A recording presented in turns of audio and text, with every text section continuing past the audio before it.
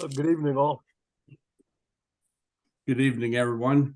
I'm just going to give about another minute because a lot of people are chiming in here.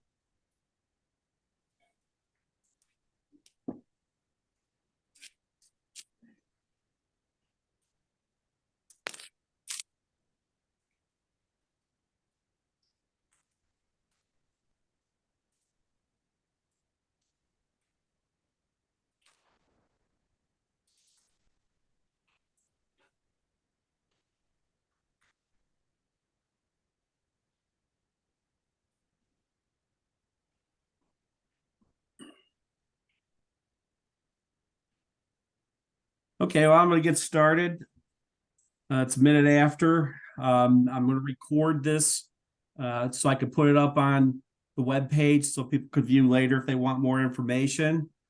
First thing, I'd like everybody, if you could mute yourself if you're not muted, because I don't want to get a lot of chatter in the background. I'm going to introduce myself first. My name is Dave Wojtek. I am the chair of the track and field portion of the Pan American Masters Games. And with me, I have Marie Chavron. I'm going to have her introduce herself in a second. But for those who don't know me, I've been involved in track for well over 45 years. I ran it when I was in grade school, ran high school, ran collegiate level. I've been officiating for over 30 years. And I've been involved in a lot of large major meets, such as OSHAA. I've done NCAA, NAIA, International Children's Games, a lot of youth championships, youth nationals, JO championships, a lot of indoor, outdoor, senior championships, and Olympic trials. So I have a lot of experience to bring to the table here. I'd like to introduce Marie Chavron. Marie is the director of the competition. So Marie, would you like to tell us more about yourself? Sure. Good evening, all, and thank you for allowing me to join you this evening. In particular, thank you for your interest in the 2024 Pan American Masters Games.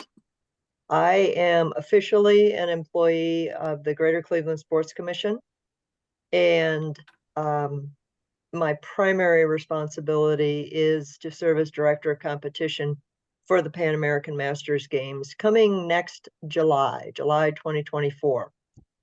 Dave, do you want to run through your agenda and then I can start a little bit of the overview, or you want me to jump right in? Jump right in. All right.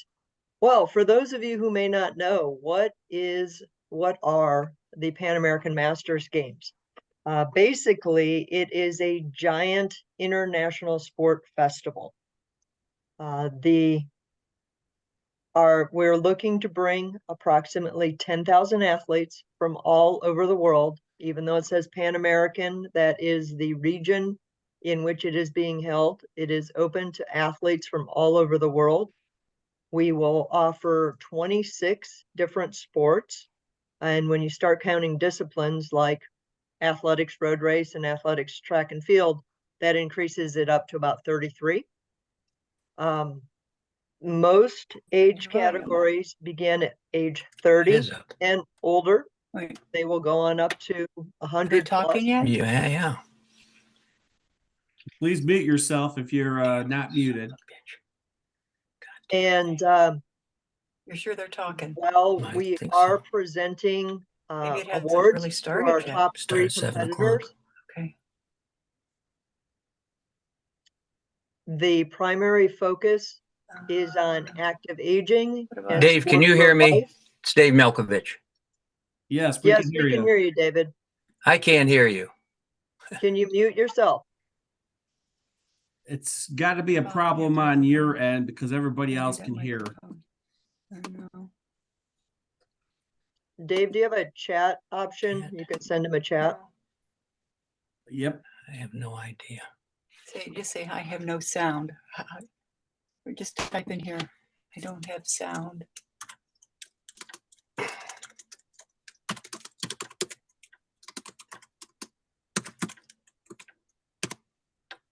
Then when? Where's enter? I think right here where it says send. Okay. I'll pause for a Do moment you while know we who get this worked out. iPad Mike is? No, I want Dave Wojtek. Please mute yourself. How do you do that? Hover over the bottom left of your screen. We can all hear. Please mute. Okay, good. There you go. Okay, mute it.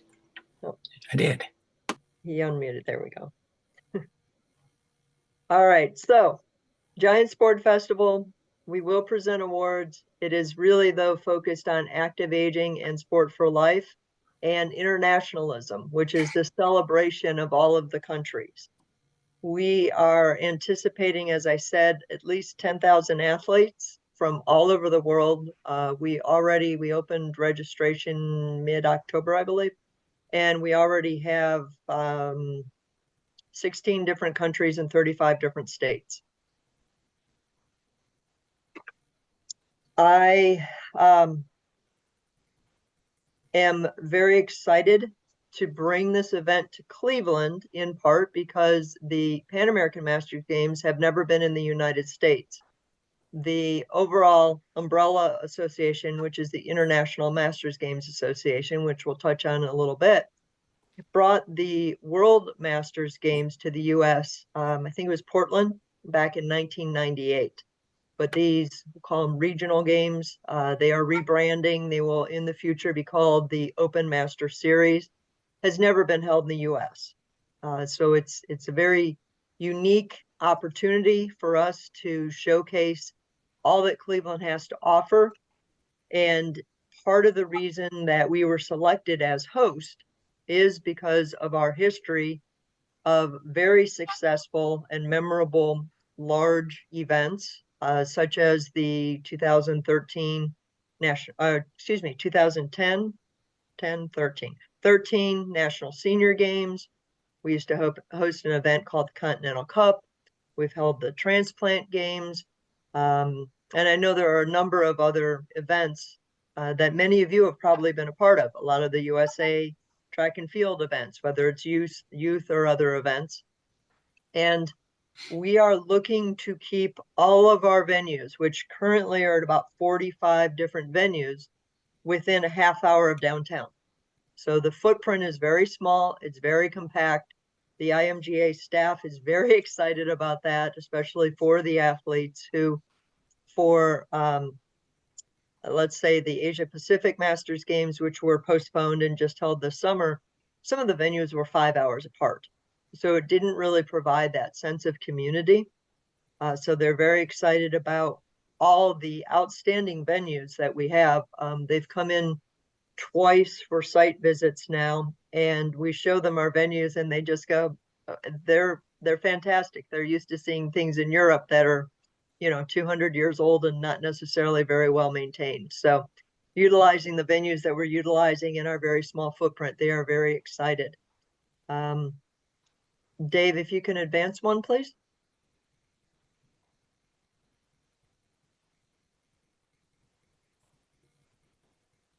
Oh, I'm sorry. I'm looking at mine, not yours. Let's back up to the IMGA. That's what happens with dual screens. Okay, who is the International Masters Game Association? The International Masters Game Association is really the masters arm for the IOC. So for this event, we are working with the international federations. We are working with international federation playing rules, which is a little different than most masters events held here in the US. They are promoting lifelong competition, friendship, what they say is understanding between mature sports people, regardless of age, gender, race, religion, or sports status. So even though the IMGA is the masters arm of the IOC, we may have some athletes that are former Olympians, former professional athletes. A number of the former professional athletes are now participating in sports other than that in which they were professional. But this is also for those people who are just taking up sport and want to travel and see the world and visit Cleveland and participate in a sport that they are choosing to engage in as they remain active. The tagline is sport for life, life without limits. Okay. Now you can flip, Dave. talk to you about the fact that I am an employee of the Greater Cleveland Sports Commission. I was brought on board for this event specifically. I have 20 plus years of experience as an athletic administrator. I also worked with the NCAA for 8 years in championships and alliances. And so to come back, I'm from here originally. I'm a Twinsburg High School graduate. So to come back to Cleveland after living elsewhere for 20 years and work on an event like this for our community, I get speechless just because it's so exciting what we're going to do for this community. This is potentially the largest international event ever to be hosted in Cleveland. The Greater Cleveland Sports Commission is a nonprofit, and the goal really, I'm going to paraphrase some things here. The goal is really to bring sporting and competitive events to Cleveland for the economic impact of those events. To date, there's been these are actually a little outdated within the last few weeks, but over 210 sporting events providing more than $860 million in economic impact. 2024 is a big year for us. We have a lot going on. Some of you may have heard the Women's Final Four is coming to town, sold out within minutes. There are still some of those special VIP packages available if you want to spend money on it. But for those of you like myself who was trying to get tickets, if you were not there ready to push the button when it opened, you probably didn't get them. We also have 14 other events next year, which is it's a lot for the Sports Commission. That will include Division III NCAA baseball. And in the fall of next year, we're also hosting a Division I cross-country regional. So there are some NCAA events. There's a World Yo-Yo Championship coming. There is some youth volleyball, basketball, and some other events, as well as some pickleball events. So it's any type of sporting event, any age category, if it will create positive economic impact for our community, and the Sports Commission can handle it, they take it on. It supports the local community. We are looking to utilize local vendors as much as possible, to include the local community, whether it's the 3,000 plus volunteers we're looking to help us with this event and all of our other events. All of the sporting events are free to spectators.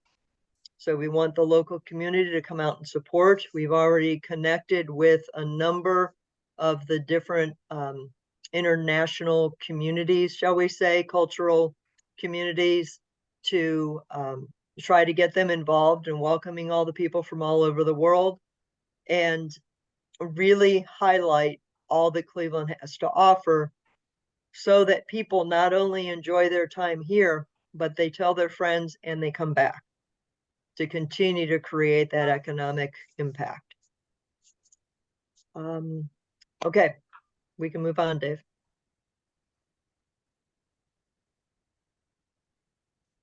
Okay, so this is we reached out to Dave in part because he has worked with us on other events, other very successful events, to work with USATF Lake Erie chapter region, and you all, to help create this event that is going to be memorable. It'll last a lifetime for these athletes. Assisted us in venue selection, which we already had a pretty good idea as to where we wanted to go, but assisted us with some venue selection and creating the schedule and which events we would offer. I think Dave's going to speak a little bit more about recruiting officials and volunteers, and then also for assistance in marketing the event to attract athletes and spectators. So we knew who to connect with, especially for track and field. I have found 26 different sport chairs, tournament directors, event managers, whatever title you want to give them, but sport chairs. Some are a collection of individuals. Some we always try to name the point person, and Dave is our point person for athletics, track, and field.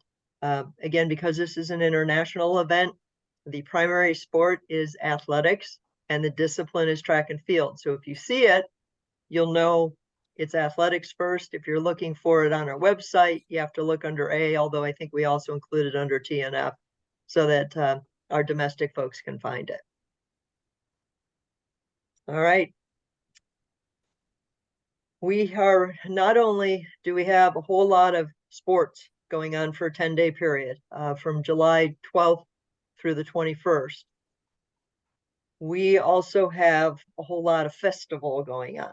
So we'll have a welcome celebration that is open to everyone in the community, everyone from wherever. Welcome celebration, we'll get into some details, but a welcome celebration. The track and field portion, the competition will take place also the 13th through the 17th. We do have a rain day just in case we need it. There's going to be a paid event, which is limited to, I believe, 1,500 participants right now. It's going to be a rock and roll party, of course, at the Rock Hall of Fame, because that's part of why people come to Cleveland.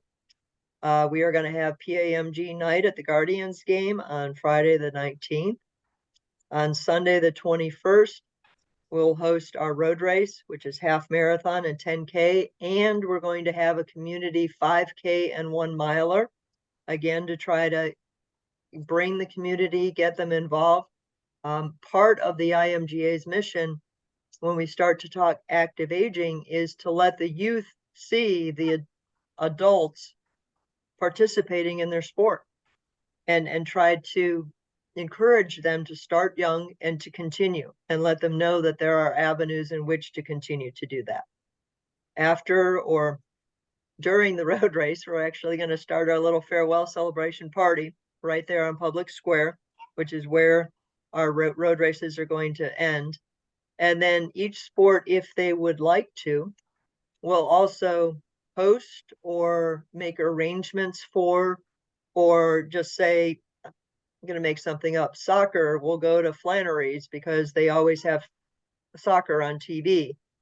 Soccer night at Flannery's will be on such and such a date. If a sport would like to, they will also offer a sport-specific social for those athletes participating in that sport. If the timing permits, because this is a 10-day period, athletes can participate in up to 3 different sports and 5 different disciplines. So track and field is a great example. We will most likely have some folks that are going to participate in the triathlon. We may have some folks that participate in track and field and the road race. Some of them might want to also participate in swimming, and some might just, I don't know, want to go participate in archery or pickleball or something else. If the schedule permits, they may participate in multiple sports, all for the same registration price. Drilling into a few little details about the welcome celebration, we of course start with an athlete march. And what is so neat is that these athletes represent themselves. They're not representing a specific club or locale or even country. They're not representing a specific national governing body. There is no qualification other than meeting the minimum age requirement for the sport. So they sign up and they can compete. Some of them may bring their flags because they're very patriotic, as are some of us. But the athlete march is done by sport. So athletics, all the athletics participants will be very close to the front of the line, and they march in, and similar to the Olympic ceremony, but it's done by sport. There'll be some talking heads, official welcome, athlete recognition, the athlete oath, very condensed, very short, and then we're going to get to the party part of it. We'll have a live band, a lot of food trucks, other entertainment options, just the party on the mall, and everyone from the community is invited. Go ahead, Dave. The other social events, the rock and roll party, the PAMG night at the ballpark, we've already confirmed that we will be able to have someone throughout the first pitch. There'll be a lot of in-game recognition. what's more American than baseball? So we're really excited that they were going to be home during our event, because this is right after the All-Star break. So they are going to be home that second weekend of our event, and they were willing to work with us to provide this opportunity to as many of our athletes as possible. Okay, Dave? And then the farewell celebration, we talked a little bit about. Again, it is a free community event. In conjunction with that half marathon, we'll have the 5K and 1 mile. And then we'll pass the flag on to the next host of what's going to be the Open Masters Series, but it's really the Pan American Masters Games. A lot of fan engagement, entertainment, food. Another part of the party.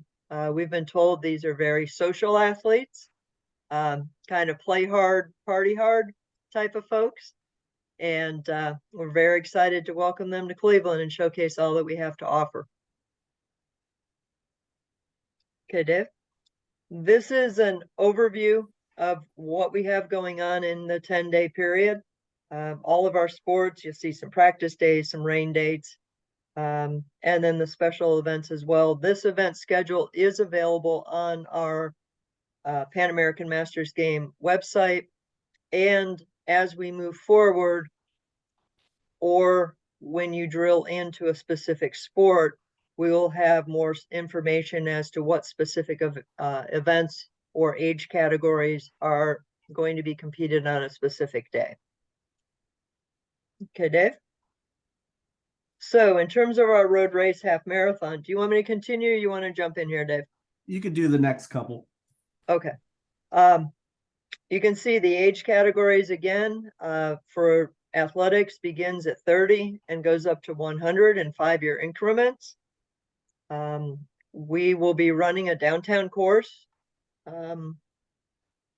around as many of our local landmarks as we can without completely closing down all of downtown, in part because we think there might also be a Guardians game later on that day. So we'll need to get in and get out. But again, just some basic information as to what's going to be offered. And then the 10K also, that is half marathon, 10K, same age categories. For the 10K, we are also going to offer parasport. I mentioned that registration is open. Registration is not yet open for para athletes, only because we are verifying who is going to be certifying or completing the provisional certifications of athletes. We are in a very unique position that the Cleveland Clinic and university hospitals are cooperating to provide coverage for all the sports for our events. I know it's a miracle. We've got them all to play well with others. We're very, very thankful to have their expertise and the coverage that they're going to provide for our events. Like I mentioned, we're looking at 45 different venues right now. So they are working out who's going to cover what, where, when, why, and how. But we need to finalize who is going to provide that certification, the provisional certification for our para athletes, if they don't already have a para certification. And then we'll provide more information. We're having 10 different sports in which we'll provide para opportunities. Okay, Dave? And then track and field. We are very excited. Baldwin Wallace is welcoming out to their stadium, and then also we'll be conducting throws over at the Cuyahoga County Fairgrounds across the street, a mile away or so. Again, the age categories from 30 to 100 plus in 5-year increments. And I have heard, we don't have this person registered yet, but we do have a couple of 100-plus-year-olds who were in Finland. We met them at the European Masters Games, and they indicated that they plan to come to the US and they want to compete. So we're looking forward to seeing them. You can see some of our events here, and I know Dave's going to talk a little bit more about the schedule.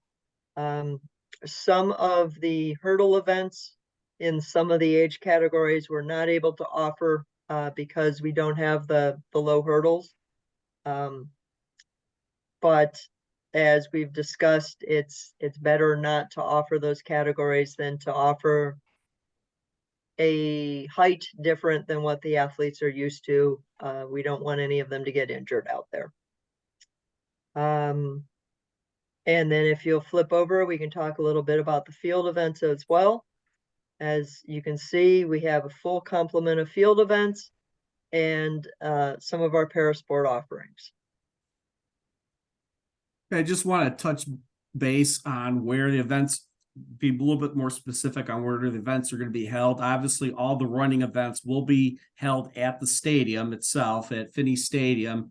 So will the high jump, so will the pole vault and the long and triple jumps. Now, all the other throwing events will be contested out at the fairgrounds. There's one area out there that will do all the discus, hammer, javelin, and shot, which helped out to decide what the schedule will be. So we came up with a schedule here. It's a 5-day schedule with a rain date. And you could tell here, we'll start out on day 1 with hurdle trials and 400-meter trials. And then we're going to do the high jump only, and then the shot put. And then on day 2, we'll get into the hurdle finals, the 100-meter trials, the 400-meter finals, and the 400-meter para finals, and the 1500-meter finals.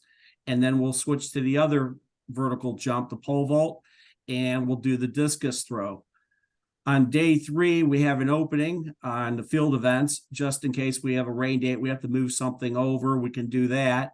And then on the running events side, we will host contest the 1500-meter race walk finals, the 100 finals, the 100 para finals. We'll do the steeple chases, and we'll do all the long hurdle trials.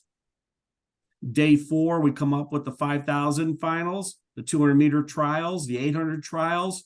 We'll do the long hurdle finals. We'll do the long jump and the hammer throw. On day 5, the final day, we'll do the 3,000-meter race walk finals, the 200-meter finals, 800-meter finals, and we'll have 4x100-meter relay finals. And we'll also do the triple jump and the jav. And Marie, do you want to tell them how the 4x1s are going to be held? There's no actual sign up, but they could sign up. What is it, before the Wednesday or by day 3, they can sign up with a group to run into 4x1s. Right. And remind me, Dave, because I don't want to mix this up with one of my other relay sports. I believe it is the combined age determines their age category. Yes, the combined age of the 4 people running will determine what category they run in. So if they meet some folks those first 2 days, they can create a relay. That's part of this collegiality, shall we say. Right. And right now there's a sports information guide on the website. It's actually, if you go to the Pan American Game website, which is all these links will be coming up later, but this link here goes straight to the website. There's actually a guide that's a preliminary guide. It's not finalized yet, but it has all that information on how all the events are going to be contested. Just to talk a little bit about the venues, for those that don't know, Baldwin Wallace Stadium, the actual stadium itself is one of the best tracks around. It's got a new Mondo surface just put in a couple of years ago. It's one of the fastest tracks around, and everybody that runs on it really enjoys it. It has a nice big scoreboard in there. It is AstroTurf. The high jump, like I said, would be contested inside the stadium, and then on the north end of the stadium over the hill is where the triple jump and long jump and the pole vaults will be held. Over at the fairgrounds, I tried to get a little picture of this to show you how it's set up. They have a nice little area where all the throws will be contested. As you can see, the hammer, the disc, the shot, and the jav are all going to run in the same area, so we can't really do more than one event at a time, and that's why I came up with that schedule. little bit now about the actual events themselves. We get into the athletes. Basic entry fee for all the athletes is $225. The athletes are eligible to compete up to 3 sports and 5 disciplines, like Maria was stating earlier. The registration themselves will give them their credential. They'll get entry to the welcome celebration, night at the ballpark, farewell celebration. They'll get a small gift, and I'm sure there's more stuff that they'll get. Registration will close on July 1st of 2024, and they could register at clevelandmasters2024.com. That's the basic website, so anybody can go to that site and get all this information. A little bit about officials now. Officials are needed for the following positions. We need starters, announcers, clerks, umpires, finish line coordinator, lap counters, implement inspectors, vertical, horizontal jumps, throws, and protest people. We're also going to we need some specialty officials such as electronic measurement. We're going to do EDM in all the throws and the horizontal jumps. We also are going to do, since we have para-athletics, we'll need some certified para-athletic officials and race walk. So we'll need some certified race walk officials. Officials will receive a small stipend. They'll receive a couple polo shirts, lunch each day, credential, and of course they could go to any competition anywhere in town that they would like to go to. The online application has been set up. The link is here, and like I said, I will post this whole PowerPoint online on the USATF Lake Erie's website that you can get, or you could email me and I'll send a PDF copy to you. The online application for officials will close on January 15th. Based on the calculations, we're only going to need about 60 to 65 officials, so that's going to fill up quickly. Selection process is, we're going to have a selection process on officials. Obviously, we're looking for, the best experienced officials, and we're also looking to try to get as many local as possible. But that doesn't mean everybody can't apply and try to get in. And so that's for the official side.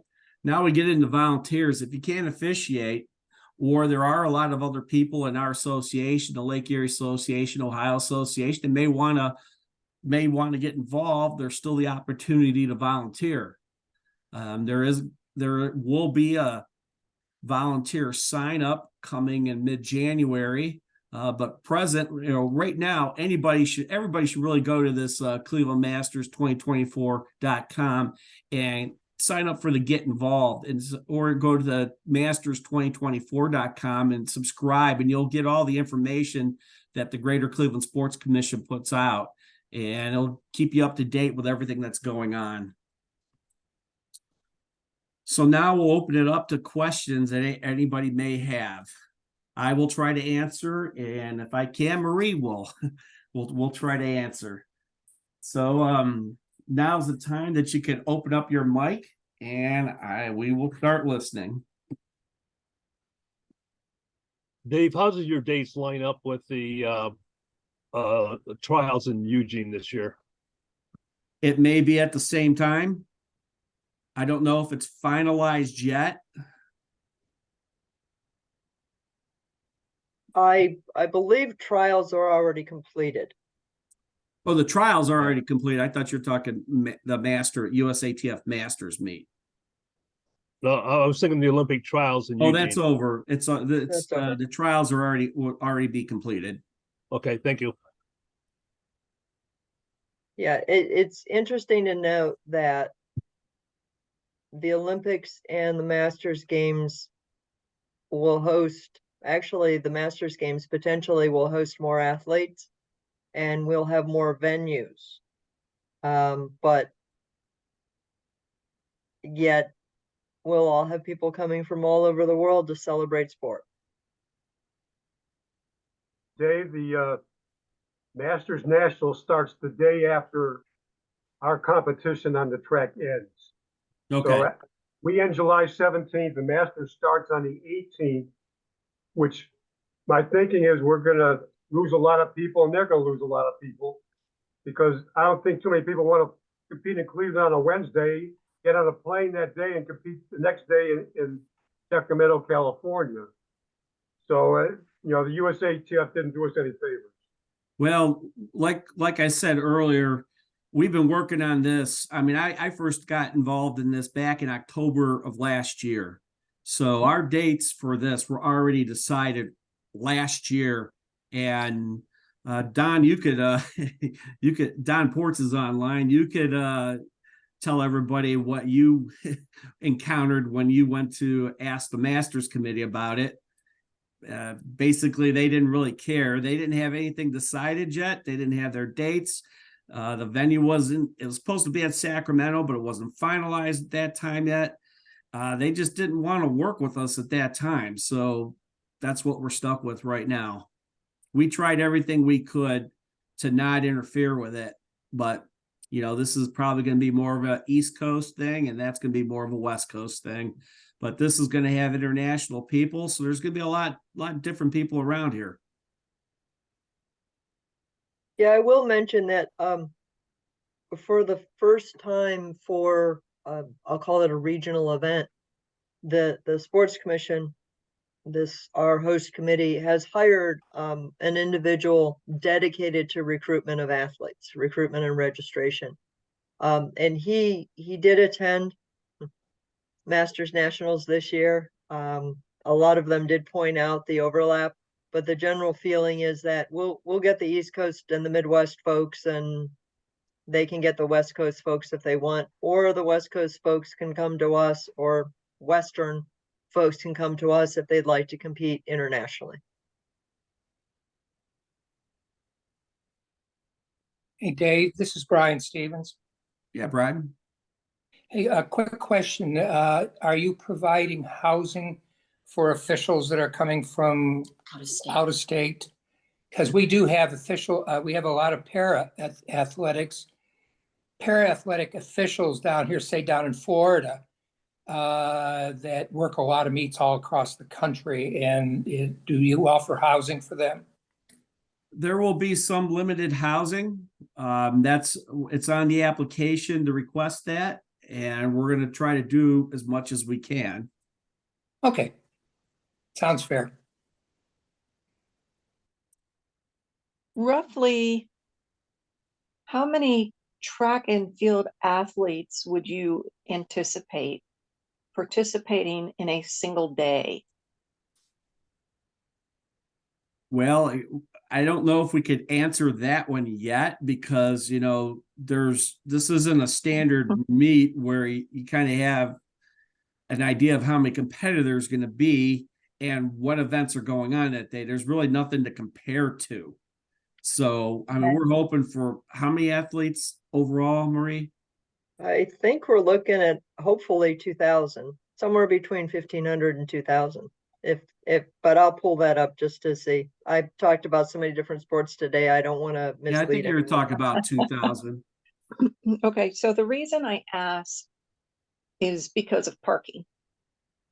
The parking around the stadium immediately, it's pretty good size, but it's not huge. They're already working on that, Gloria. Okay. The Cleveland Sports Commission has already been talking to Berea Mid Park, Baldwin Wallace, Okay. County Fairgrounds. That's all in the works. Okay, great. Thanks. Dave, just a question from me, Jeff Bauer. Are we doing 3 throws and a final, or are we doing 4 throws, just for information purposes? I believe right now it's 3 throws and a final. Okay. I'm working with Ed Gorman on how to finalize that. But it's going to be a little bit different because our finals may have more than normal because we're probably going to combine age groups in some of those finals. So I believe it is definitely going to be 3 and 3. It's just how it's going to work out with the different age groups. Okay, thank you. Dave, this is Lindowski. Is there going to be transportation provided between the various venues on each day? That's a great question, Lynn. We are working to provide a shuttle service between the stadium and the fairgrounds. Thank you.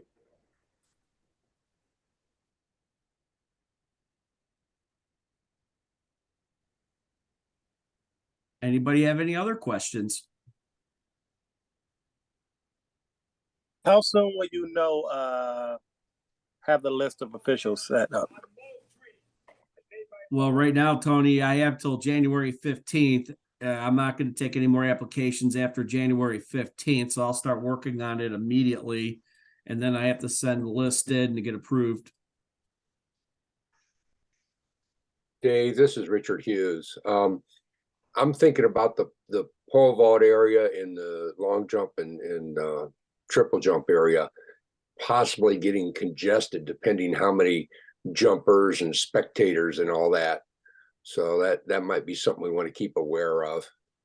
Luckily, we only have one event there a day, so we won't have long jump going on or triple jump going on the same time as the pole vault. So it'll just be pole vault, or it will just be long jump or triple jump.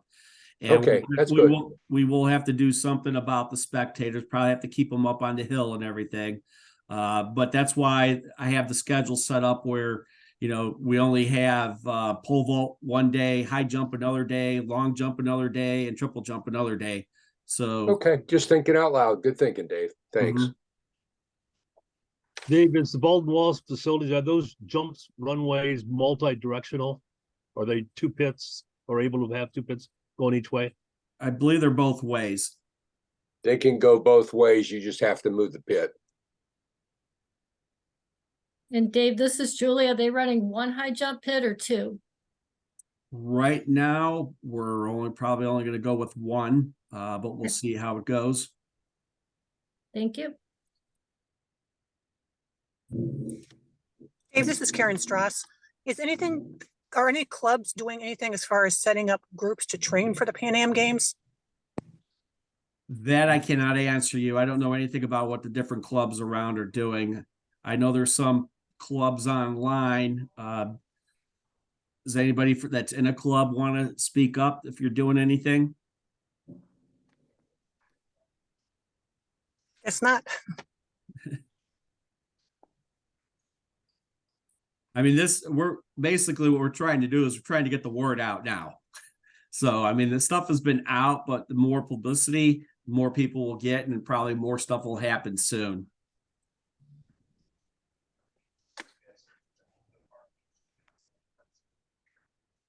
What about, are you going to be having like vendors for food and water, beverages, whatever?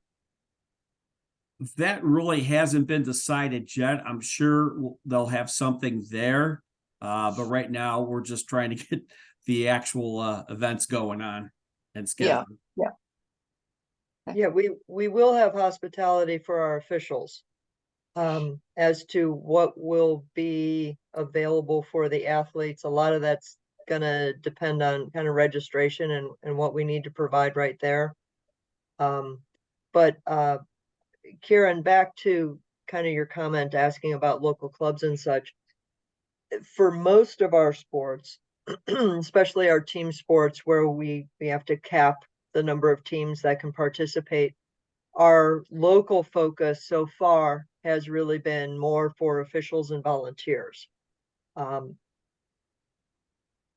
rather than registration of athletes. For sports like athletics, where I'll say we have more of an unlimited opportunity for athletes,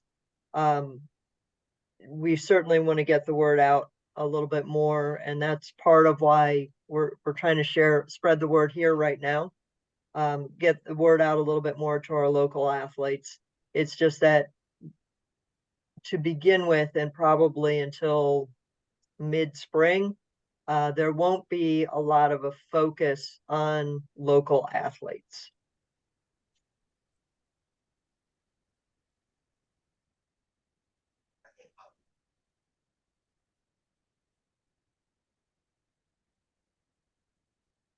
And since everything isn't finalized right now, I mean, we're still looking at comments and any suggestions. We're trying to make this the best event possible, so we will listen to everybody's input too.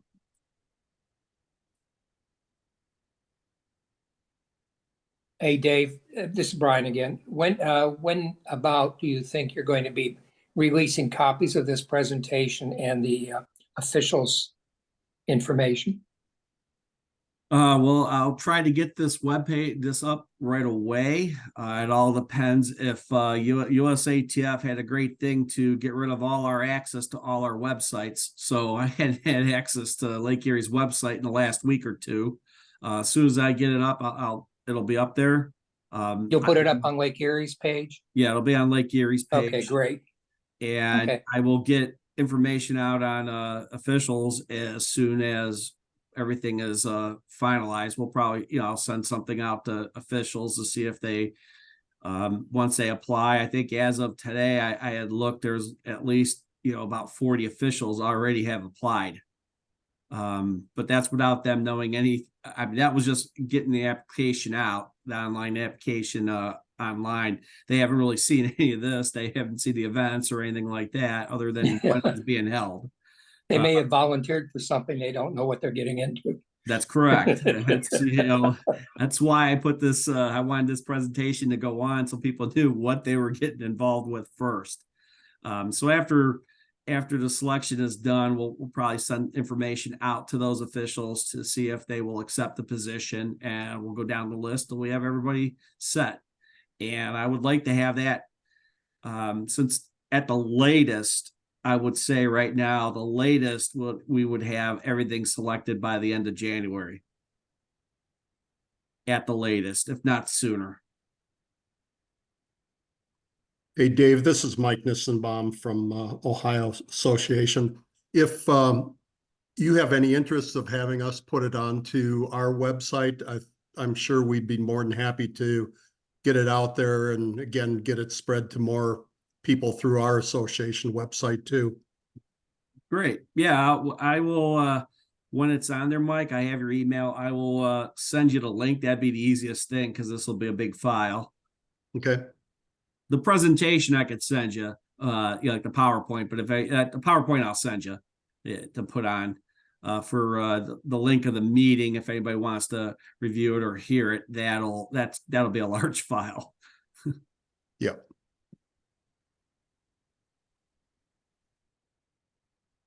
So I have another question. This is Gloria. I'm looking at, the satellite image of the track, and there is almost no shade. And I'm wondering if maybe the soccer field that is adjacent could be open for people to put up tents and stuff. Well, that's within talks with Baldwin Wallace. There'll be areas for tents and everything like that for some of the athletes in the different venues. That's already been discussed, and we'll take care of that because there's going to be a lot of medical there too. Because we all know we've all experienced master meets. So they will require that so people could get out of the sun. And since this is Cleveland area, we don't know what the weather's going to be like. Right. Thank you.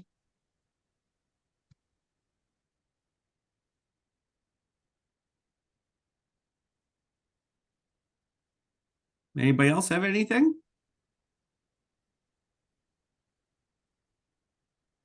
I mean, if anybody has a question, feel free to email me. If I don't know the answer, I will ask Marie, and hopefully she'll get the answer. And like I said, we'll get this posted, the PowerPoint out, and we just want to get the word spread so we can have like the best meet possible next year. I think it'll be a great thing for Ohio and Northeast Ohio. So it's a nice international meet for everybody to, if you haven't done an international meet, this is a great time to do it. So thank you, Marie, for coming on and giving all your information. And like I said, thanks everybody for joining. Let's get the word out. Thanks so much, folks. You all have a good evening. Thank you. Thank you. Thank you, guys. Thanks a lot.